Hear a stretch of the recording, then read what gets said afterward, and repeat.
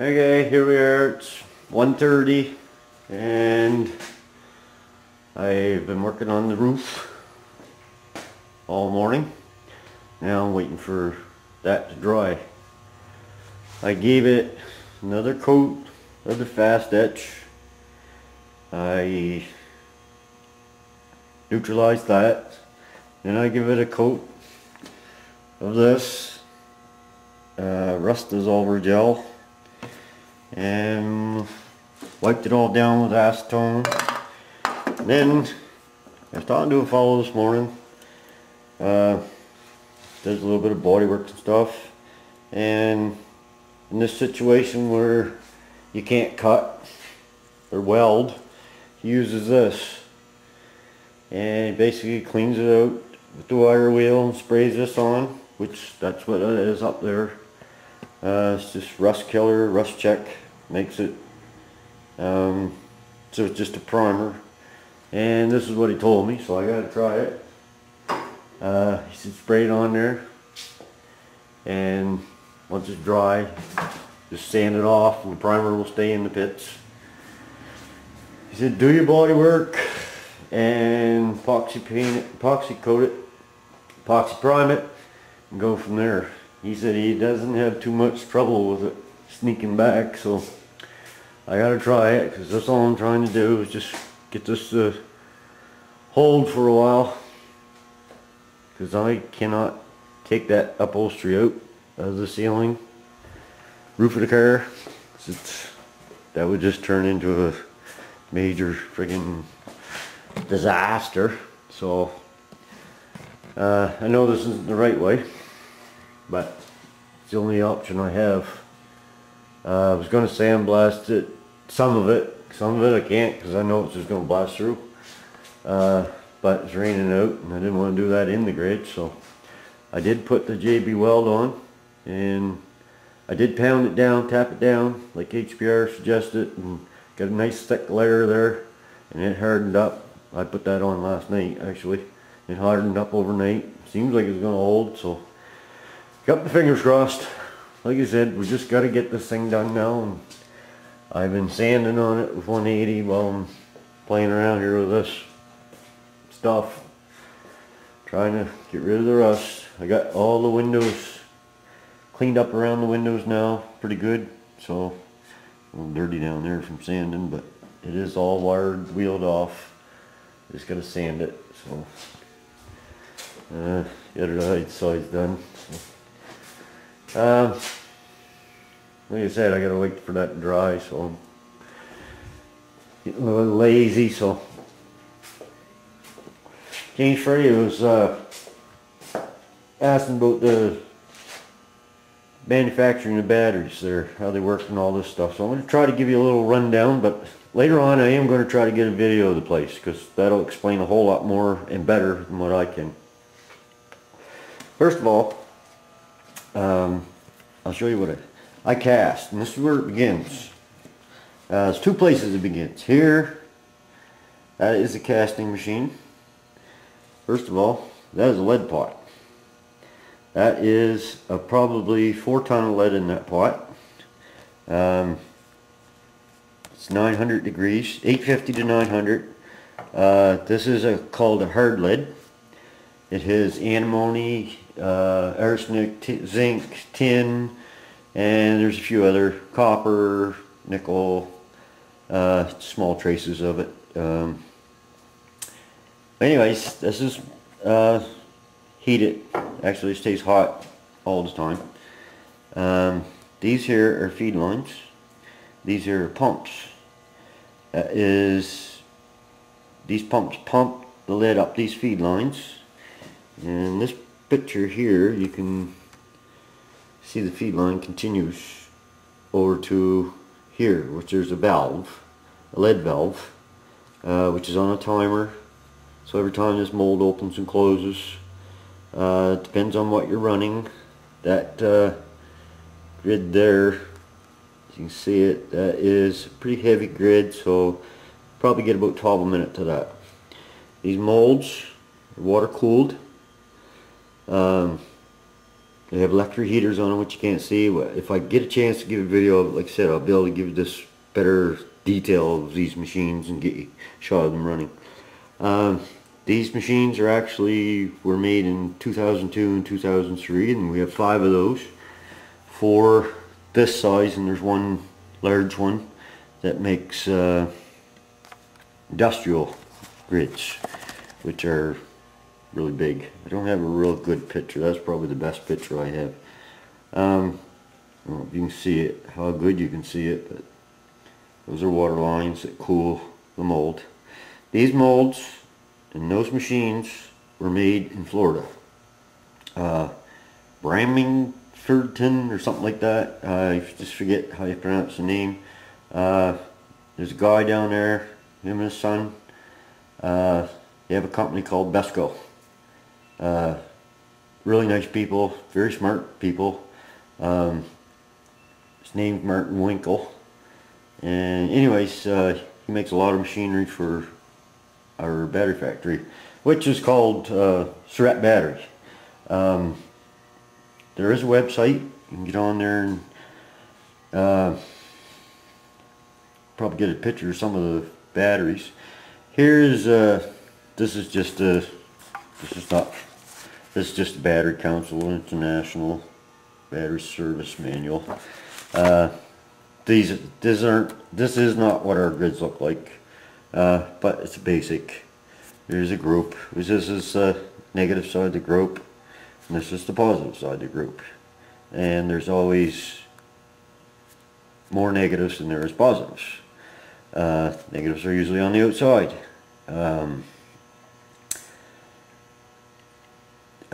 Trying to go through my mind here. I've been doing it so long that I can do it with sleep. There's separators in between each grid so they don't short out, and depends on if you got 12 volt, 6 volt, 8 volt, 2 volt, how many groups you have in a battery. We don't make automotive batteries no more. We just specialize in solar batteries, marine, railroad, and industrial, which would be forklift, trains, whatever. Not trains, forklifts or big batteries. Like some of these batteries can weigh up to 3 tons, so that gives you any indication. Like I said, to get a video of the place, be able to show you more. There's if I can focus on this. Actually, these pictures were taken when me and another fellow stayed over one night and set these up.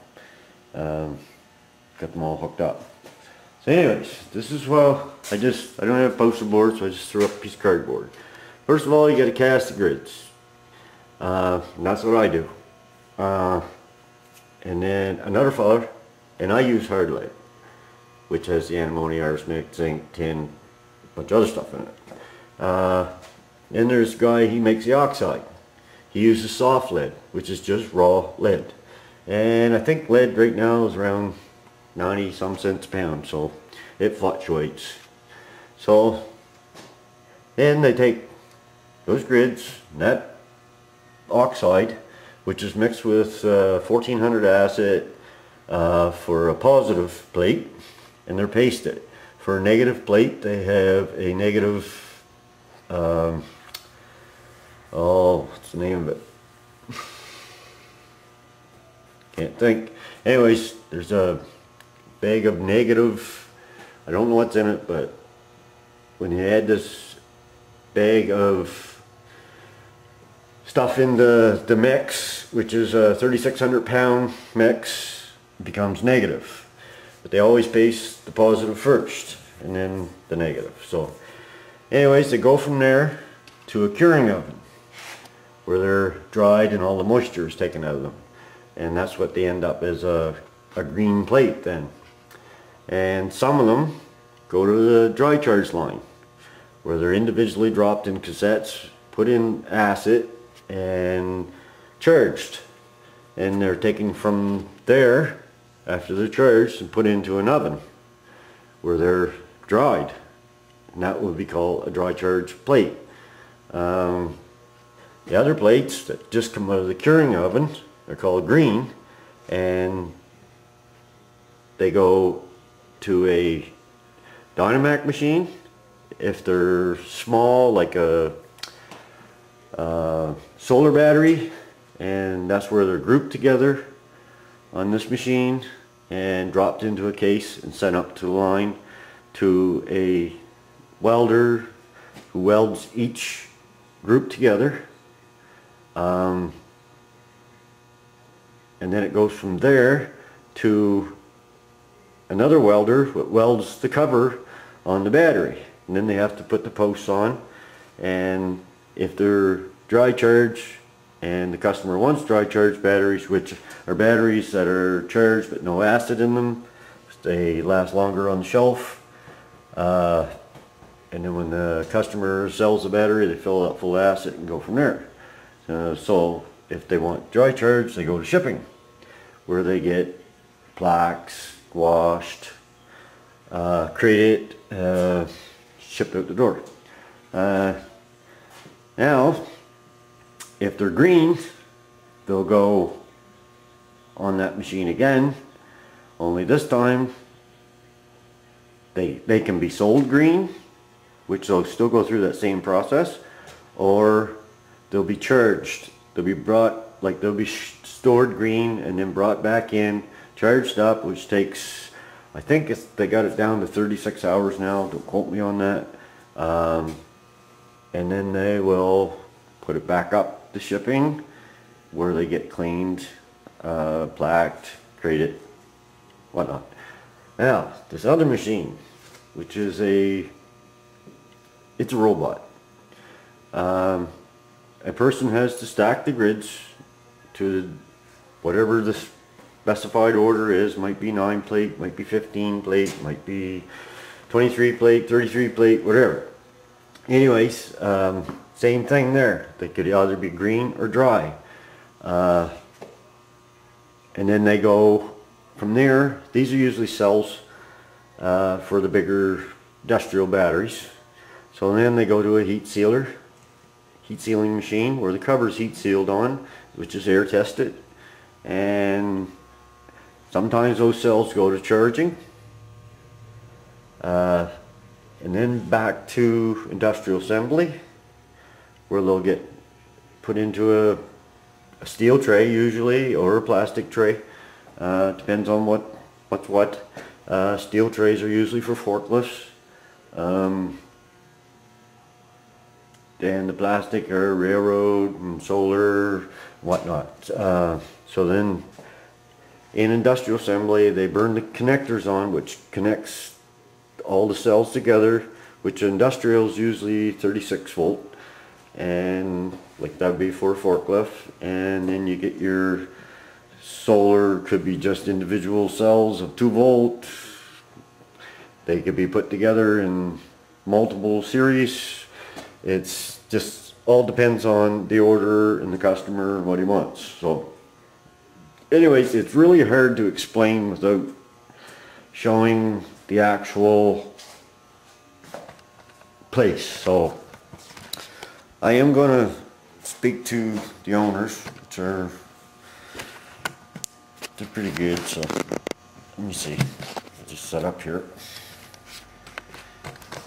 Yeah, that turned around.